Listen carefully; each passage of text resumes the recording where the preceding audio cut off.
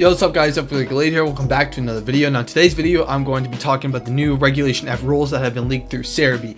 I'm really excited for these because Reg E, although I've been playing more Reg E recently, and I think that it's actually a better metagame than I thought it was, I am still excited for Reg F because I really don't like the tailwind offense meta, and I know it's starting to lean a bit more towards balance, which I'm excited for, but I'm really looking forward to the new Reg F rules because I will be going to Portland Regionals as well as Charlotte Regionals, so I'm really excited for that. And I just wanted to talk about the rules, what's leaked and whatnot. All information can be found on Serebii, by the way. So just getting into the list, we hop over to Serebii real quick. Obviously, it runs from January 4th through April 30th. Now, I'm really excited about this because I think 3-month formats are ass. I really do not like 3-month formats. I feel like a format, realistically, if we're going to separate formats by like Regulation E, Regulation F, what have you. Okay, let's just make sure OBS is working. All right, I think OBS is working fine. Cool. But if we want to separate formats into like regulations or series, I really think they should be 4-month formats instead of 3-month formats, because 3 months it's not enough time for a meta to fully develop, and I don't think we get the full scope of we don't get to see the meta from start to completion fully. Sometimes it ends abruptly. Like, imagine for Regulation D, we thought that we solved the meta with tailwind offense, and now I'm seeing, okay, I haven't played a bunch of high ladder, so high ladder still could be dominating tournaments, local still could be dominated by tailwind offense, but I'm seeing a lot of people start to shift more towards a kind of a balance sort of feature, and you wouldn't really have a full completion of a metagame if it was a 3-month format. I think 4 months is perfect amount of time, also because I'm going to be going to 2 regionals in January, so I'm looking forward to that. As well as it's saying, at least for the format, it's going to be all the new Pokemon added in the DLC. The exceptions would be obviously the legendaries and mythicals. Like, obviously you're not going to be able to use Guillotine and stuff like that. What's interesting is Greninja is not allowed, and looking through the list, everything else pretty self-explanatory. But new Pokemon might be added because we don't have the full list of all the Pokemon from the DLC. At least I don't think we do. But the majority of Pokemon that we have that have been data mined should honestly be in the game. We know all the stars are going to come back. But what I'm really looking forward to is the fact that I really think Reg F is going to be, I want to say it's going to be one of the best formats of all time, but I'm really looking forward to it because I think Reg E really pushed the boundaries of power creep and teams forcing the meta into a position where you have to run this in order to do well. And I really think, for me, it was personally not enjoyable. I have not really liked Regulation D or E specifically just because the metagame hasn't been fun. I haven't really had much, I haven't had much enjoyment with it. I do like going to locals and hanging out with people, but for me, the metagame has just kind of been whatever. I don't really feel like it's fun, personally. And I know other people share the same opinion. I had a tweet recently, I mean, I can pull up my Twitter. I had a tweet recently, where was it? It was here. Yeah. So, hot take, I tweeted this out saying Reg E is single-handedly my least favorite format, and I might retract that statement because I do think that Series 6 in Sword and Shield was also a pretty bad format, but apart from that, I really fucking hate this format. I'm not even gonna lie. I hate this format. Now that I'm starting to see more balanced teams, it's cool, but every team is basically hyper offense, so that kind of sucks. But yeah. Going back to all the new Pokemon, I'm not going to be doing like a super deep analysis of, all the Pokemon, like their viability, but I'm just going to pick out a few of the Pokemon that could be good that we're going to be seeing usage. I think starting off the list, Venusaur is going to be pretty good. I know Venusaur is going to get a lot of hype specifically because you can run Venusaur on Tailwind teams, like you can run Tailwind Sun teams. You could run Venusaur, what the other? Okay, no, you can run Venusaur, Fluttermane, like Urshifu Dark, Torn, and then some like other Protosynth, like Royamoon or something like that, and you just go in with offense. And so I think in that sense it's going to be good. Sleep Powder is always really viable, so I think Venusaur is going to be a good addition to the game. I don't think, yes, it adds sleep to the game, a fast Sleep Powder, which can be annoying, but I don't think it's going to be too unhealthy for the game. I'm actually looking forward to it because, number one, we don't have its G-Max form, so it's actually going to be really less threatening now, so that's good. And it's also another good grass type, so we have a myriad of good grass types now, which is kind of nice because in past formats I ran either Ferrothorn or Kartana, and so lacking those two makes it really tough, and I'm glad we have another good grass poison. If you go down the list here, there's not too many crazy Pokemon going on. Like, none of these guys are going to be really relevant. Lapras is not going to be good. Smeargle is kind of interesting. I know people are saying, oh, Smeargle is going to be insane, Smeargle is going to be broken. I don't think Smeargle is going to be as good as people think. I think it's going to be niche. I think it's still going to work, still going to function, right? But I think it's not going to be as valuable as people think it's going to be, specifically because the format is just really hyper. We have a lot of new Pokemon that are really hyper offensive that just punish Smeargle to all God's end. You can run Choice Scarf Smeargle, but I think Smeargle has like 134 speed at max. Okay, that's level 100, so that's wrong. But Smeargle has 134 speed at max, I'm pretty sure. Okay, maybe it's 139. Okay, it's 139. Pretty sure like 139 times 1.5 is like 208 or something like that. Which means you are outspeeding Bundle and stuff like that, but if Bundle or Fluttermane has Booster, okay, it's whatever. Also, Urshifu is a direct counter. You have Fake Out Pressure. You have Grassy Glide. I think there's a lot more counterplay to Smeargle now, and I don't think it's going to be as good as people think. But I still think it's going to be a pretty viable Pokemon. But as we're going through, we see not really too much. Metagross is going to be really interesting. I don't think Metagross is going to be super. I don't think Metagross is going to be S tier, but I think it's really nice because it provides a good counterplay to Fluttermane. I mean, yes, you are weak to Shadow Ball, but that forces the Fluttermane to attack you. So the Fluttermane has to run either defensive typing or has to be pretty defensive, like defensively trained in order to live Metagross Bullet Punch. So it really forces the hand, and you can't go for Fake Out, or you can't go for Intimidate on this thing. So if Fluttermane isn't defensive, or if it doesn't have a defensive Terra, Bullet Punch can just one shot. So Fluttermane might start running Sash, which is nice because then Fluttermane transitions into running Sash. It's good for the metagame because then that means it's not just a thing that just deletes everything, and then that means that, oh, it's Terra, Fairy, Dazzling things might not be two-shotting everything. So Metagross really helps in that aspect. It matches up decently well into the rest of the metagame. You do have to rely on Assault Vest and Terra though, so it's kind of unfortunate, but I think it's going to be good. And who are the other guys? Okay, I'm not going to focus on these guys. Superior, some people are saying Superior might be viable. I don't think so. Maybe I'll be proven wrong. Whimsicott is going to be cool because it offers another Tailwind setter. So you have Torn, which is just the more hyper offense go mode of, all right, you're going to set up Tailwind, I'm going to hit Bleak Storm for pretty good damage, and I'm going to set up Rain Dance to help out with Urshifu. Whimsicott's kind of the opposite end, where it sets up Tailwind, but it also just supports your team. So you can go for Charm, you can go for Helping Hand, you can go for Encore. It's just kind of a menace to society. I think it's going to be good. I don't know if it's going to overtake Torn because the two have kind of two different playstyles they want to use.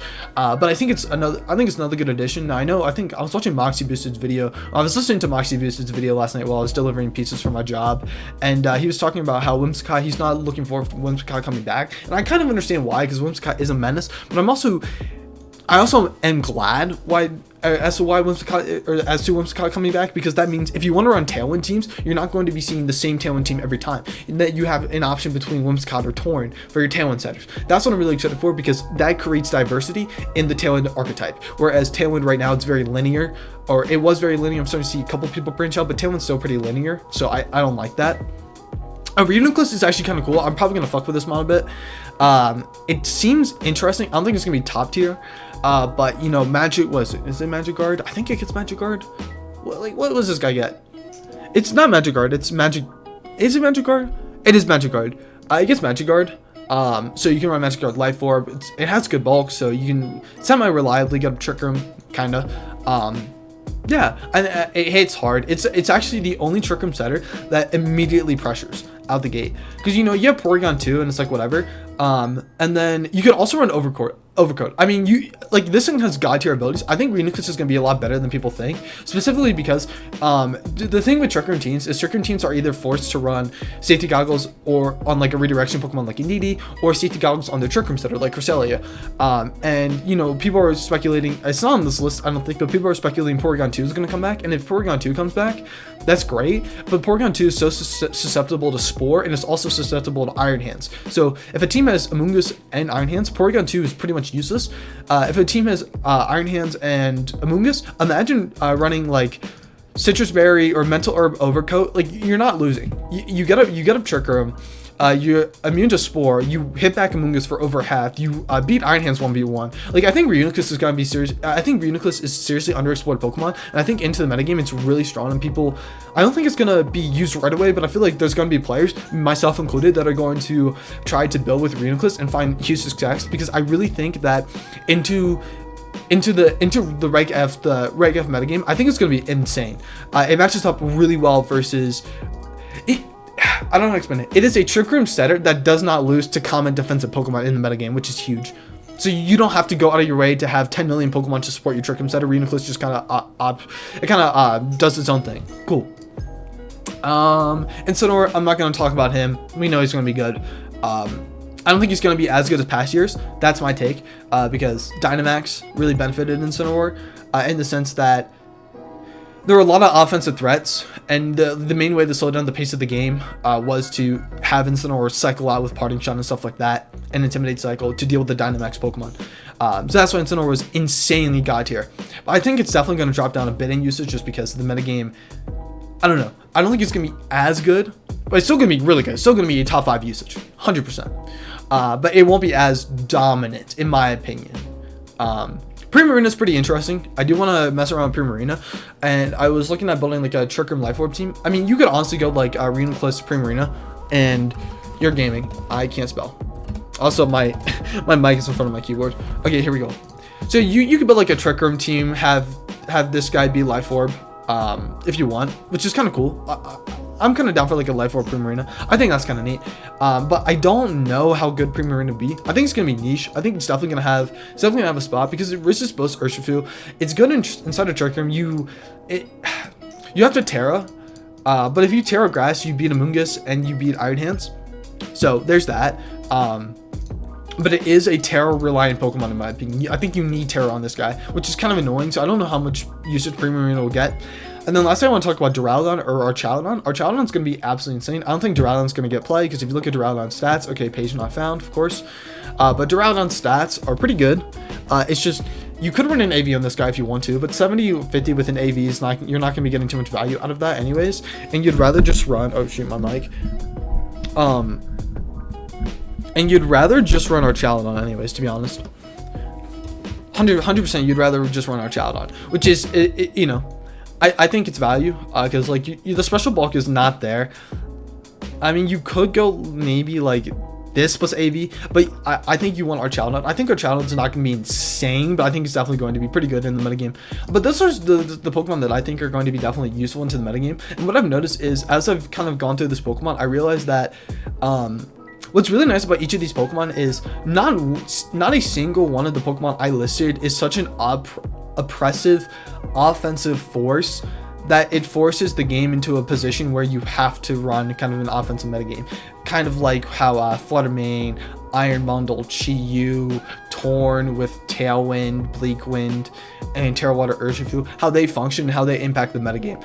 What's really nice is the Pokemon added, they're all very strong, they're all offensive Pokemon, but they operate on a more, not balance or not a defense, but they operate more on a balance kind of sense. So like a balanced Tailwind kind of sense, which is going to balance out the metagame to where you're still going to have Tailwind offense. It's still going to be very good, but it's not going to feel as oppressive, and the format won't feel as linear as Regulation E does, which I think is the main issue with people, is that Regulation E feels very linear, and it feels like, especially at high level play, you're not seeing a lot of diversity in team structure. And the fact that, I forget where the tweet is, maybe I liked it. I don't think I liked the tweet, but the fact that out of the top 7 most used Pokemon in the format, at least from these Poland regional statistics, 7 of the top 7 most used Pokemon were all above 40%, which means that team diversity is pretty much at an all-time low, especially when you're hitting the top percentage. I mean, sure, people are going to run like Giraffe or Rake at a regional, but they're not going to do well. When you're looking at the meta, the meta is very stagnant. It's very top heavy.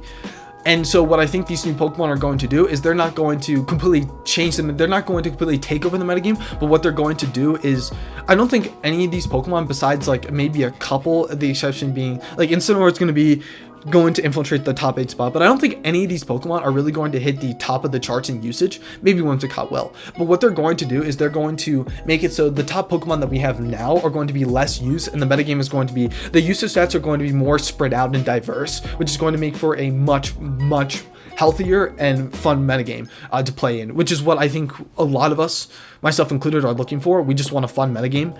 I know Neil VGC made a discussion video talking about Regulation E and how he said it's his least favorite format. Or no, he didn't say it's his least favorite format, but he was he had a 30-some minute video going through Twitter comments and talking about how everybody says this is one of the least favorite formats, which I kind of agree with. I don't really like it. I always like playing VGC. I have not played VGC a lot recently, but I hope that Regulation F will definitely help improve, and I'm very excited. I'm very looking forward to it because I think that it's going to be really fun. It's going to shake up the metagame, and I think it's going to introduce a lot of new players, and they're going to look in the metagame and say, oh, this actually isn't a super stale metagame. It's fun, it's diverse, and I'm really looking forward to it. For number one, I really think this metagame is going to be really good. I'm not going to say it's going to be one of the best metagames of all time, but I really think it's going to. Regulation F is setting itself up to be a really fun metagame, really enjoyable, and I'm really looking forward to team building, going to tournaments, practicing at locals with friends. I'm really looking forward to it. But I think that's all I have for this video. I hope my music is still looping. It is still looping. Holy shit, I know how to use OBS. No way. But if you guys enjoyed, smash the like button down below, subscribe. I will have more VGC content coming out for you soon. I will be trying to stream this week. It is Friday today. I'm going to try to stream today. Maybe. I do want to get my car service, and I do have work. Or not service, oil changed, and I do have work, so we'll see, and a paper due, but we'll see. But I will probably be streaming this Sunday. Try to get into some the VGC mindset. But if you guys do enjoy, smash the like button down below, subscribe, and I will see you all later. Peace.